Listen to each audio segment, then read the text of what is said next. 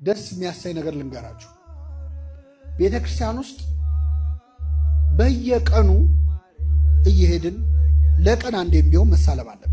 አባቶቻችን በአብነት ትምህርት ቤት ባህል ጉባኤ ቤት ጉባኤ እንኳን ባይኖር ወንበር ባይኖር ትምህርት ባይኖር ተማሪዎች ሄደው ትምህርቱ የሚሰጥበት ቦታ ላይ ሰላም ለኪ ብለው አቡነ ዘበሰማያት አድርሰው እንዲሄዱ ስርዓተ ቤተክርስቲያን ያዛል። ይሄ የሆነበት ምክንያት ምንድነው? መንፈስ ቅዱስ ላመኑና ለተጠመቁ ክርስቲያኖች በየ40 ቀኑ ጸጋ ይጨምራል። መቼ አይታወቅም። እየሰማችሁ እኔ እውነት ነው የምነግራችሁ። አብረን አድገን የሆነ ጊዜ ድምፅ የሌለው ድምፅ ኖሮት አይቻልም። እየሰማችሁ ሲማር ትምህርት የማይገባው የሆነ ሰዓት እሳት ሆኖ ነው። ምን ሆኖ ነው የሚያስብል ለውጥ ይታያል። የሆነ ጊዜ የሆነ ሰው ድክመት ተቀይሮ በኃይል ተተክቶ ለምንድን ነው? መንፈስ ቅዱስ ደጅ ለሚጠኑ ሰዎች ሁልጊዜ ጸጋውን ምን ይላል? ይጨምራል። ስለዚህ በምንም ምክንያት የፈለገ በኃጢአት ውስጥ ብንሆን ሰው ሲታመም ከሆስፒታል አይቀርም አይደለም? ይቀራል። አይ በቃ ታምሜማ ሆስፒታል አልሄድም ምን ይባላል? እስቲ ሆስፒታል እንዴት ይላል? አይባልም። ስትታመም ነው የፈለገ ብንረክስ ቤተክርስቲያን ደጅ ገብተን ሳንሳለም መዋል የለብን። ከ40 ቀን አንዱ ቀን ነው ያቀ ይደርሰናል። ሀብተ መንፈስ ቅዱስ ይታደለናል፣ ይጨመርልን። ከዚህ በፊት ያልሰሩ ቅድም ያልናቸው ሪሞቱ ላይ ያሉ እንትኖች ከኛ ማንነት ውስጥ ያልተጠቀምንባቸው አቅሞቻችን ይወጣሉ። ጸጋ መንፈስ ቅዱስ ይጨመራል።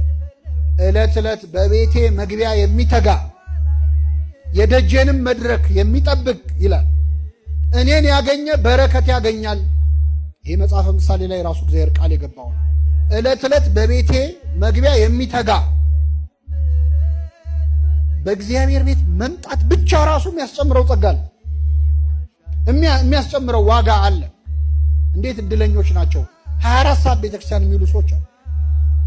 በተለይ እኔ በጣም እቀናባቸው የአእምሮ ህመምተኞች ወይ በሆነ ችግር ምክንያት ከእግዚአብሔር ቤት ይበቃሉ። ታውቃላችሁ፣ ሳይታሰብ ይበቃሉ። ቅድስና ደረጃ ይደርሳል።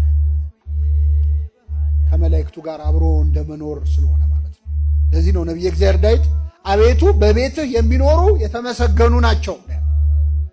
እግዚአብሔር ቤት መኖር መቆየት ራሱ የራሱ ጸጋ የራሱ ዋጋ ስላለው ማለት ነው።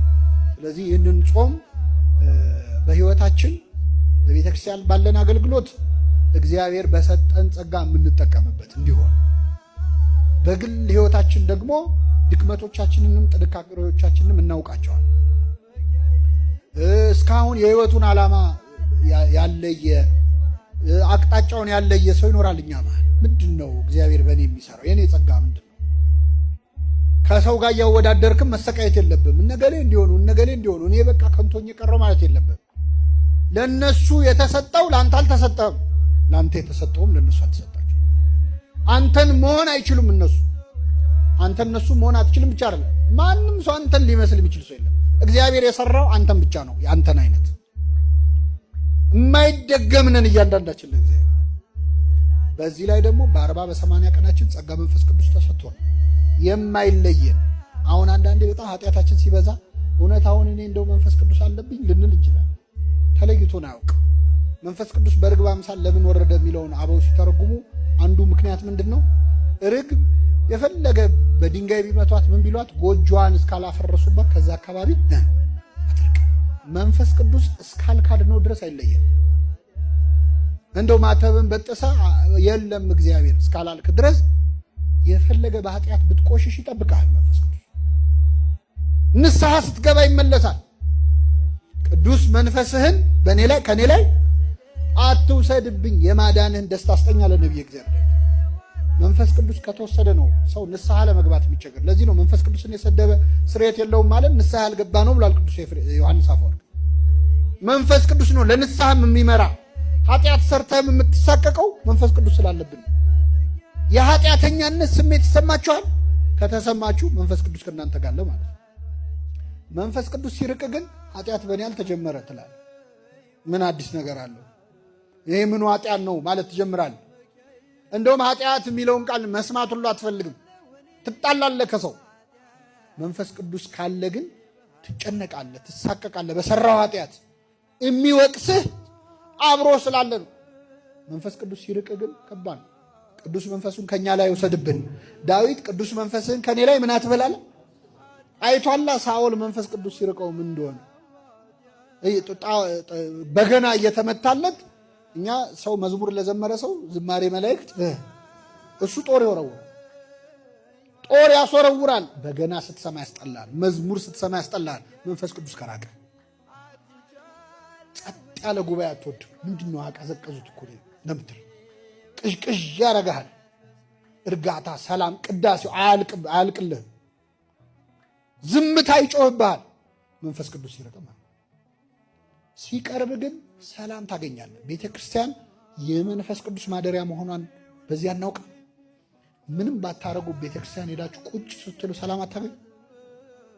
ምንም ሳትል እኮ ድምፅ ሳታሰማ ሰላም የምትሰጥ ቤተ ክርስቲያን።